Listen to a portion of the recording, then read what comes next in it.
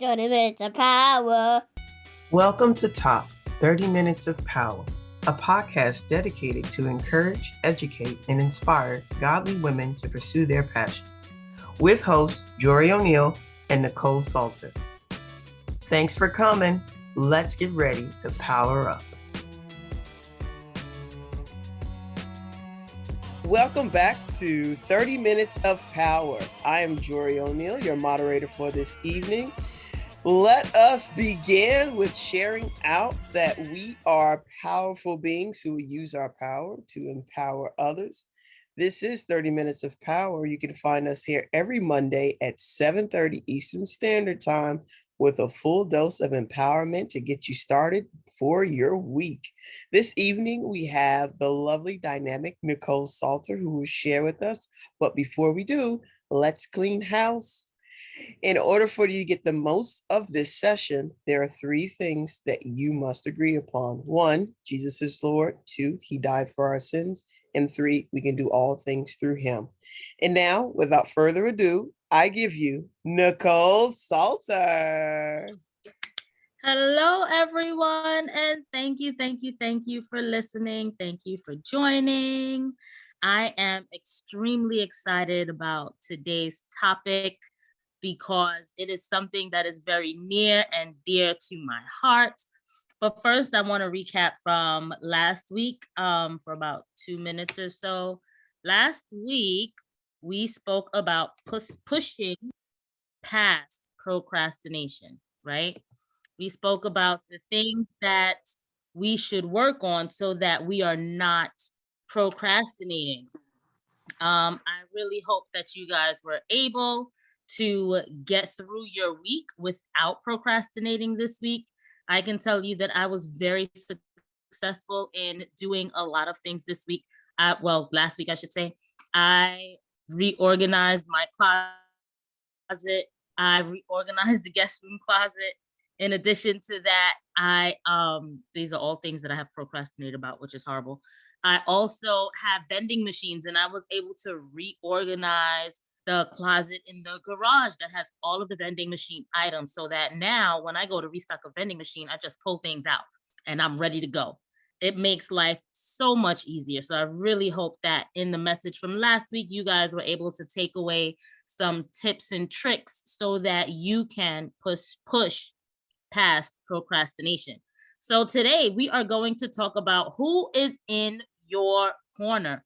Who is helping you? What are some traits that you should look for in a friend?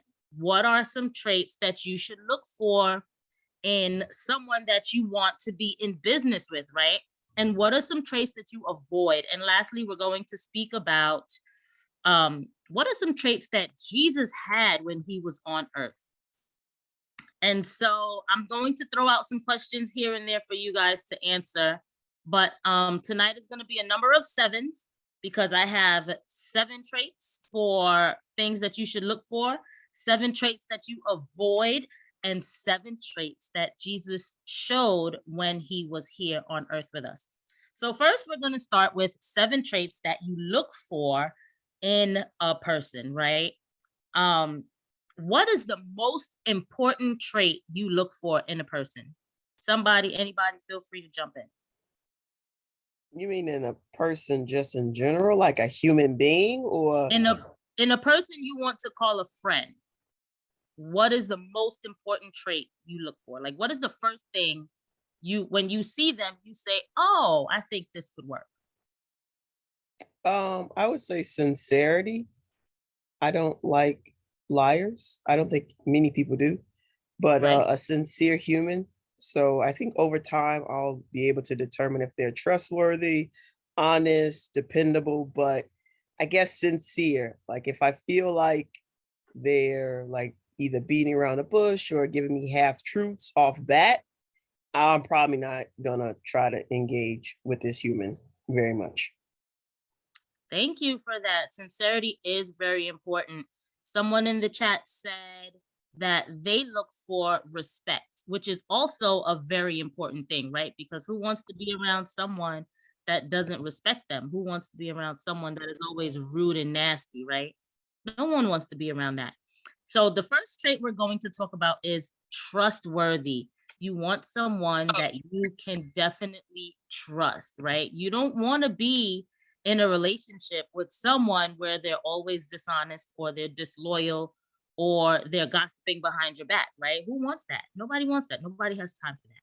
So you definitely want to be in what whoever you choose as your friend, you want them to be trustworthy. You want them to be a person that looks out for you, right? That knows you, that listens to you, someone that understands you, right? That's a trustworthy person. Someone where if you go to them and you have a problem, they can say, well, here is how I feel, and here is what I think you should possibly do in that situation. And when they say, here is what you should possibly do in that situation, they know that it is something you personally would do, right? If they are talking about someone that dinged your car, maybe if it's a small ding, like you're not gonna go and fight, right? You're not gonna have someone that talks you into putting your life in danger, but you may want to say, hey, why not let's go and look at cameras. Let's see who's in the neighborhood that saw what happened, right? You don't want a friend that's going to put you in danger. You want someone that is going to have your back, and you want someone that you can trust. The next one is number two. Trait number two is supportive. You want a friend that will support you, right? You want a friend that is going to support you in the things that you are doing in life. And when I say the things that you are doing in life, there are some times where you want to start a new venture, or you want to try something different. You want a friend that will be there to say, I think this is a great look for you, and this is why I think it is good. Because that friend knows you. You guys have already built trust in each other. They know you. And so now they're able to support you in the things that your heart desires, right? You want a friend that is supportive. Number three is accepting. They accept you for who you are. If you were 10 pounds when you guys first met and now you're 500 pounds, they still love you the same. They accept you for who you are. They don't judge you when you do things differently. And a lot of people nowadays misuse the word judge. So when I say they don't judge you, I don't mean that they don't correct you if you're doing something wrong. When I say they don't judge you, I mean they don't tell you, oh, you shouldn't be smoking, and then go outside and start smoking themselves, right? They don't tell you, oh, I know you just out of rehab, but we gonna have this drink together because today was a bad day. No, that's not supporting you. Supporting you is doing things that, in addition to keeping you healthy and keeping you safe, they also have your back. They know what is best for you and your situation at the time. That is a true friend, okay? Number four is listen. They listen to you. They listen to you when you're upset. They listen to you when you're happy. They rejoice with you. They are not the only ones that talk about themselves. They actually listen to you and give you good advice, right? Number five is available. This leads me to a story from when I think I was just out of high school. Nope, I was probably still in high school. My best friend was in a relationship with this guy, and they were in a relationship for a long time. And she called me one day at like 2 a.m. and she was just explaining to me how he broke up with her and he's now with another person. And I was there. I was available at 2 a.m., knowing that I had class in the morning the next day. I was on the phone. I can't remember the exact conversation, but I was definitely available to listen to her. I remember the night because I was in the basement in my room, and I had this huge reclining chair that spinned around that I had gotten from my grandfather. And I was able to kind of sort of stay up and listen to her vent and listen to her hurt and her pain because of this lovely chair. But as a friend to her, and we are still best of friends to this day, I was able to be there for her. I don't think I was able to come to comfort her at that time. I was just able to be a listening ear for her to get out all of her frustrations of what she probably should have done or what she could have done. And it's a good feeling to know that I was available for her at that time. So you want a friend that is going to be available for you, available to rejoice with you when you want to rejoice, and available to listen to you when you just need to vent. Um, Number 6, you want a friend that is reciprocal. If you are available for your friend, you want your friend to be available for you. You don't want a friend who always calls you when she needs something or he needs something, and whenever you need something, you can never call them. That is not a friend. That is someone that is using you. A true friend is reciprocal. Whatever you do for them, they do for you. Number 7, they have your best interest in mind. I can remember when I started dating my now husband, I went from a whole lot of male friends to maybe like 2 male friends.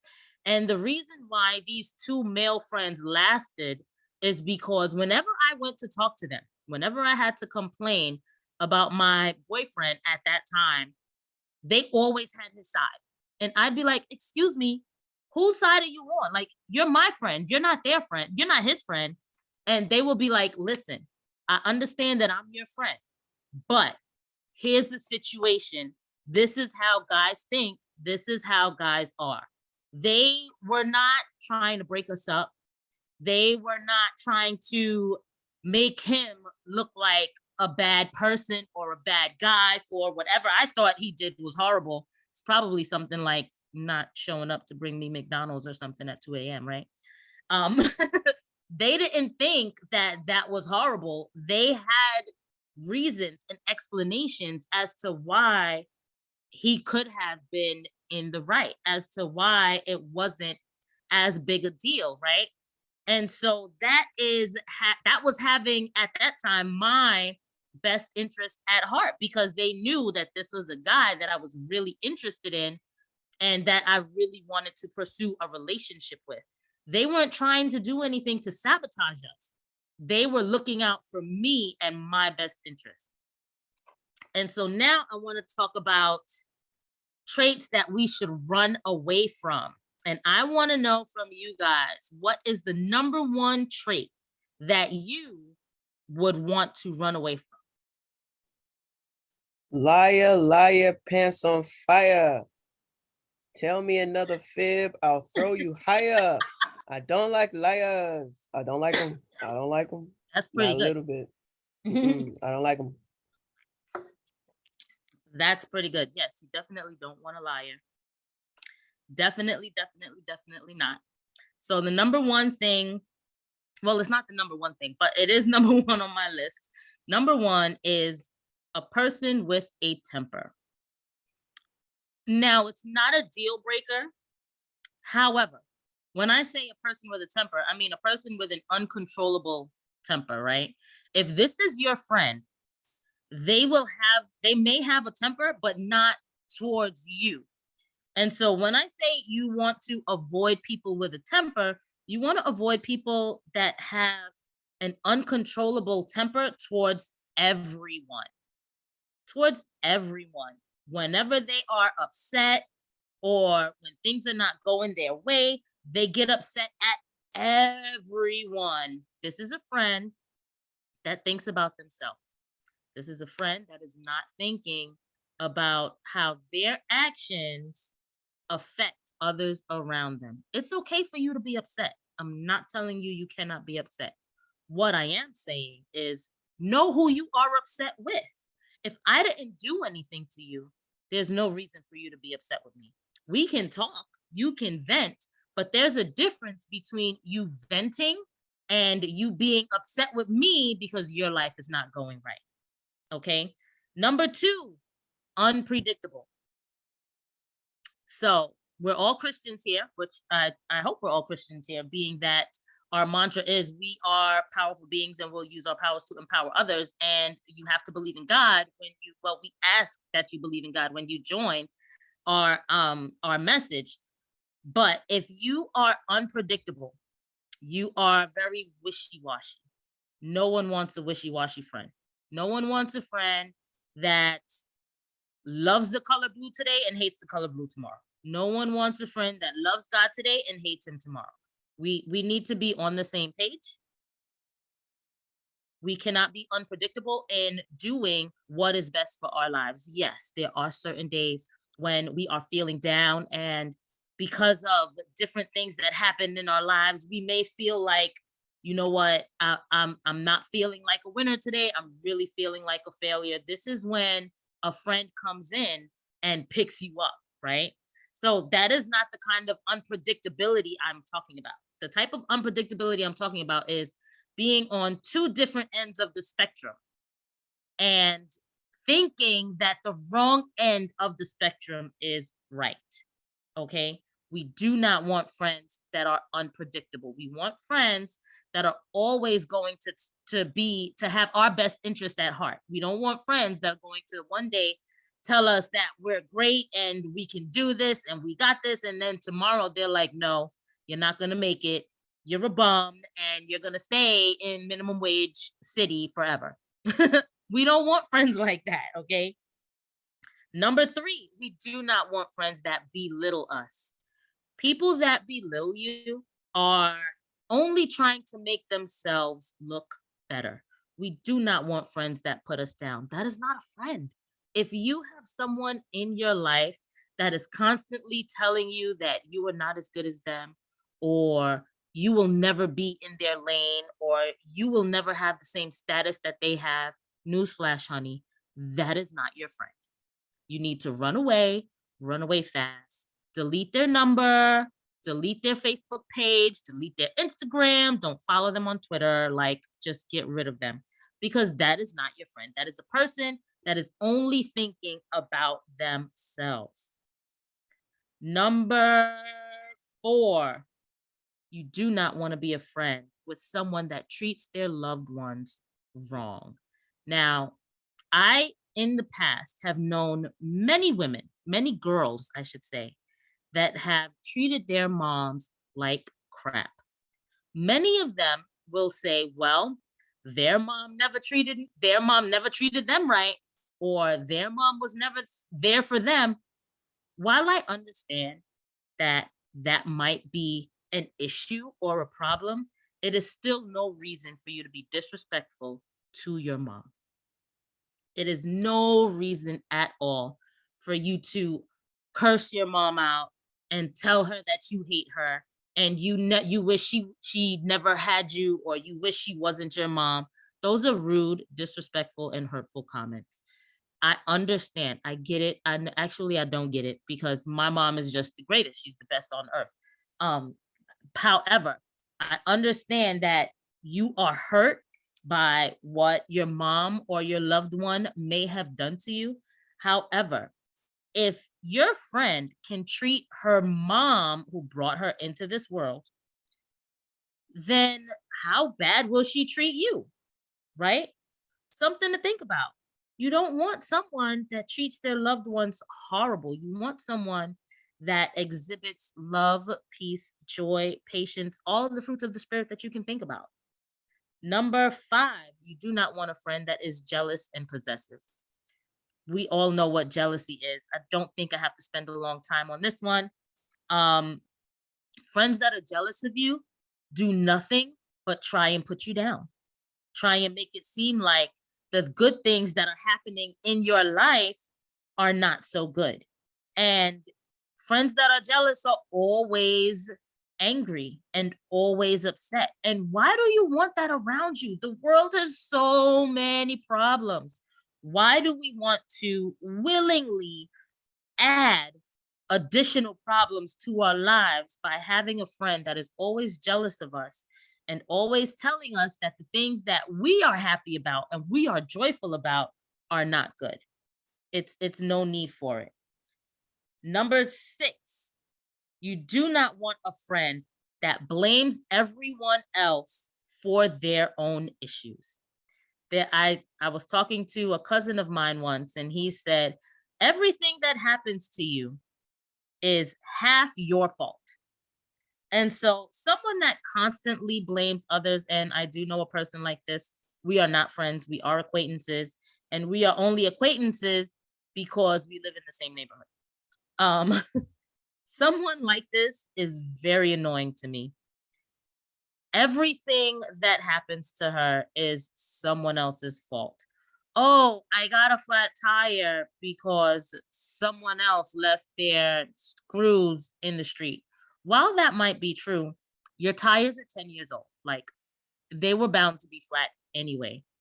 Oh, there's just so many things that she complains about and she blames it on everyone else. I really don't want to get into it because anyone in my community that listens to this will know who I'm talking about. So I'm not gonna dive into that too much. However, someone that is constantly blaming issues on other people, run away. Run away. Half of the things that happen to you are your own fault. And I'm pretty sure a lot of them can be preventable.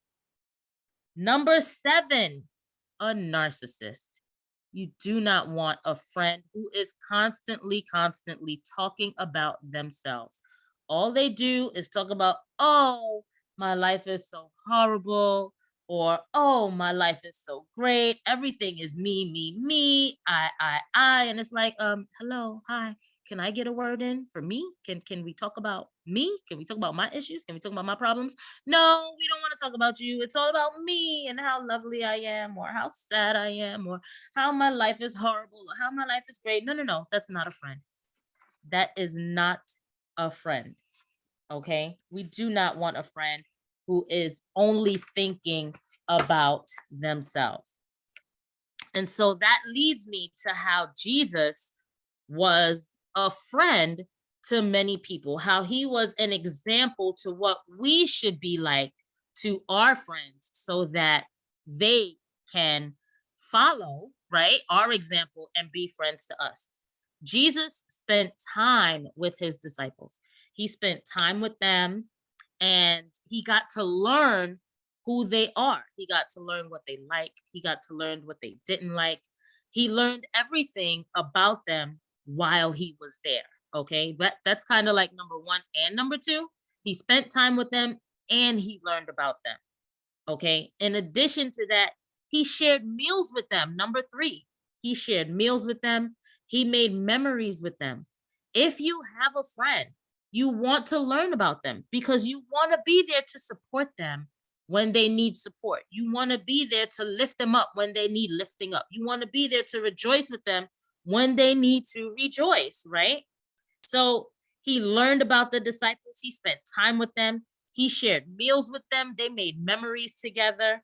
He was intentional. He grew their trust. I don't know if many of you know the stories about Zacchaeus, but Zacchaeus was this huge tax collector. He was the chief tax collector, and he was mean. Like, he was just like, give me your money.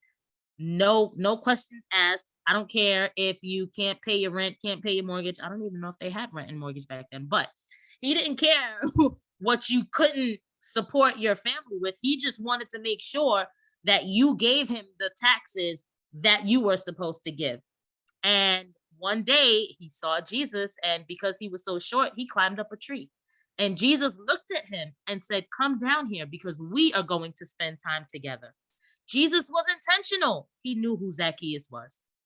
He had a reason, he had a purpose.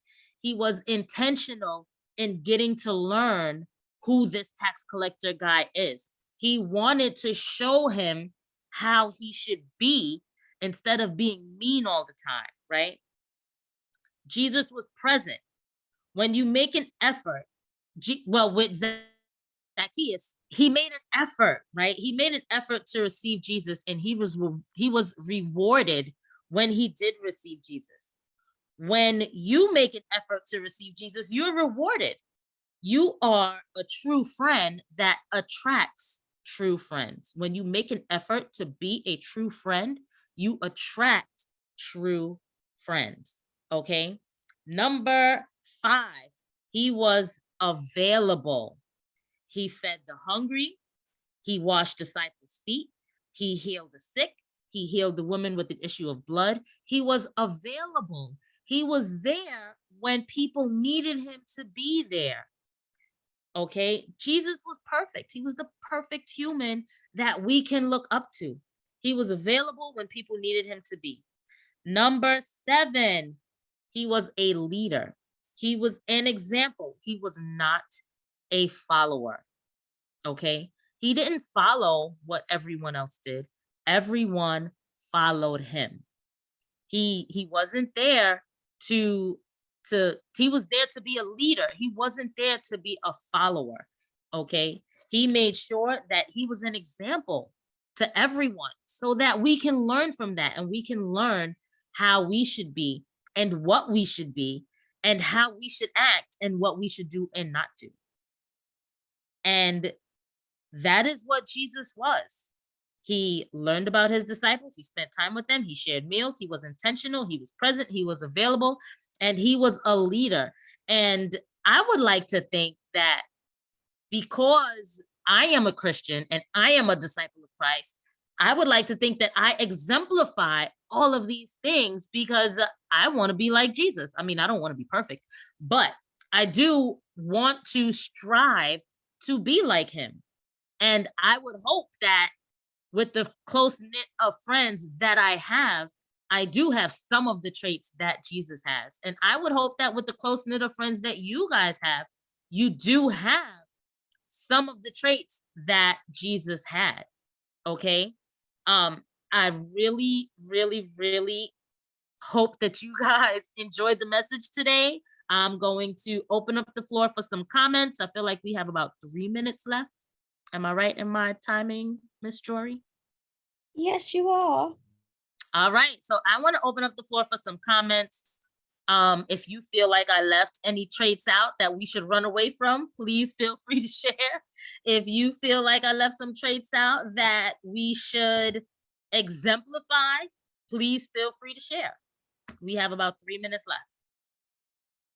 In the chat, Nicole, Bernice had written down that another sign or signal to run away from someone would not only be if that person treats their loved ones poorly, but if they treat your loved ones poorly. Yes. Right? Yes. So I thought that was pretty she either flipped the words around a little bit, but definitely carried with it a different meaning. Yes, definitely. Definitely. One of my sisters had this boyfriend who I just did not like. And he was just rude and disgusting. And for the life of me, I was like, I don't understand how you can be friends with him being so rude and disgusting. I just didn't get it at all. She didn't marry him, thank God. Hallelujah. And I think to this day, they just say hi and bye, but she knows I don't like him at all. But I totally agree. If you disrespect my mama, honey child, listen, we're going to have a problem. Anyone else?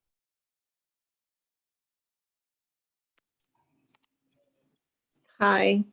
Hi, Claudia. How are you? Good. I totally agree with everything you said. I don't know if I have anything really to add, but thank you for the great reminders of, you're very specific about everything, and it was a great reminder to think about the characteristics that we need to follow Jesus and how we imitate that, and the warning signs of not being a good friend or finding a friend, that it's not in the way that Jesus walks. So for that, thank you so much. I'm also trying to teach it to my children, because my children are people pleasers. And I'm like, listen, everybody's not going to be your friend. Like it's going to be a lonely road to be nice. So y'all have to get used to being nice and being able to walk away. because not everybody is going to like the fact that you have your own room, you have a walk-in closet, and everyone is not going to be your friend. Like we just have to get used to that, and we have to know who is for us and who is not. I Thank think you. a That's lot a of great point. Sorry. No, you're totally fine. I was just going to say that I think a lot of the things that you shared today are things that we should also be making sure that we teach to our children, because as you shared at the end, like they're all characteristics of Jesus, right? Like if Yes. we're teaching our children about Jesus and about his character, like understanding like, okay, when we go to make friends, we should look for the same characters that we're sharing with them that Jesus has, right? Like they don't necessarily have to like, be disciples at like 7 years old, but Right. they should be kind. They should be Yes. honest. They should be trustworthy, like those basic principles. So definitely a good reminder. I like it tonight. Very nice. Very nice. Jory, how many of these qualities do I have?